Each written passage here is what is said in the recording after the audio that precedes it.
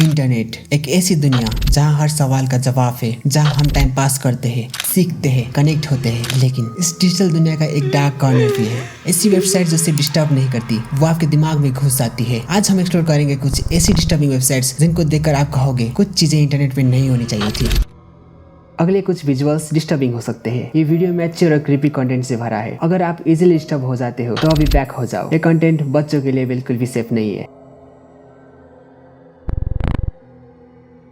सोचो, एक ऐसी जगह जहां हर रोज के एक्सीडेंट्स, फाइट्स और रियल लाइफ डेथ को एंटरटेनमेंट के नाम पर डाला जाता हो। crazyshit.com कोई ऑर्डिनरी मीम साइट नहीं, ये एक ग्रेवयार्ड है जहां लोग दूसरे के दर्द पे हंसते हैं। Car crashes, fight clubs, bleeding faces, सब कुछ यहाँ है। सब कुछ रियल, सब कुछ डिस्टर्बिंग और सब कुछ पब्लिकली अवेलेबल। ये सिर्फ शॉर्ट वैल्यू नहीं, ये इंसानी क्यूरियोसिटी का सबसे गंदा रूप है। ये साइट अभी भी लाइव है, बट मैं रिकमेंड नहीं करूंगा कि आप चेकआउट करो।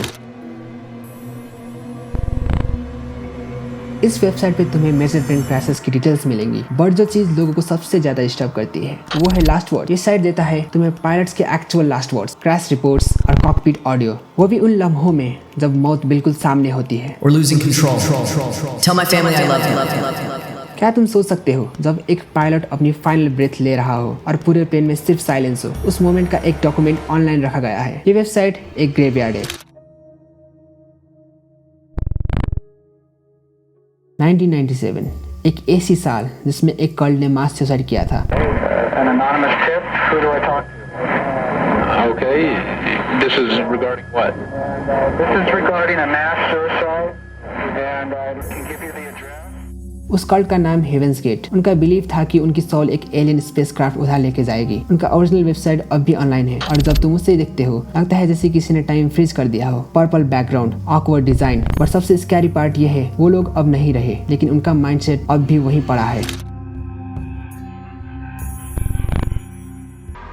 बेस्ट गोर एक ऐसी जगह थी जहाँ रियल डेथ और वायलेंस ओपनली शेयर की जाती थी, बिना सेंसर के। वॉर जोन्स, एग्जीक्यूशंस, मर्डर्स, सब कुछ।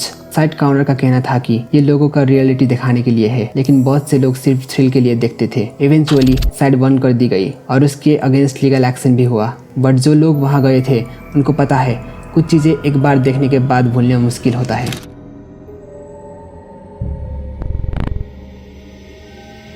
सोचो, एक अमेजन जैसी website but for criminals, drugs, fake IDs, even weapons तक इजीली खरीद सकते थे। सब ट्रांजैक्शन एनोनिमसली थ्रू बिटकॉइन। ये साइट लॉ इन्फोर्समेंट के लिए नाइटमेयर बन गई थी। तो फाउंडर को अरेस्ट किया गया तो ये दुनिया भर की न्यूज़ बन गई थी। It shows how dangerous and untraceable the internet can be.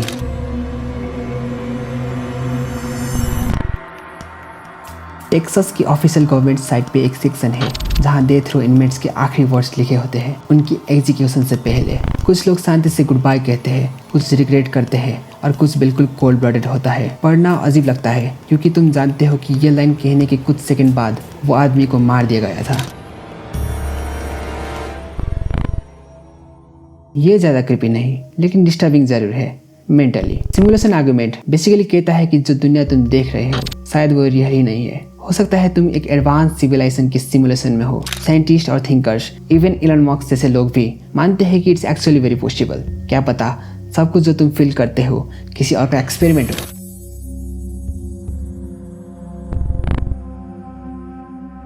ये फोरम पे लोग डिस्कशन करते थे अबाउट रियल लाइफ कैनिबलिज्म, और सबसे डिस्टर्बिंग पार्ट कुछ लोग एक्चुअली वॉलंटियर भी करते थे कि उन्हें मार दिया जाए और खाया जाए। जर्मनी का एक रियल केस है जहां आर्मिन हेवेस नाम का आदमी ने फोरम के थ्रू विक्टिम ढूंढा और फिर उसे मारा और खाया भी। वो लोग दोनों इस पे एग्री थे। It was a part of an actual trial. The forum is down now but logs अब भी एग्जिस्ट करते हैं।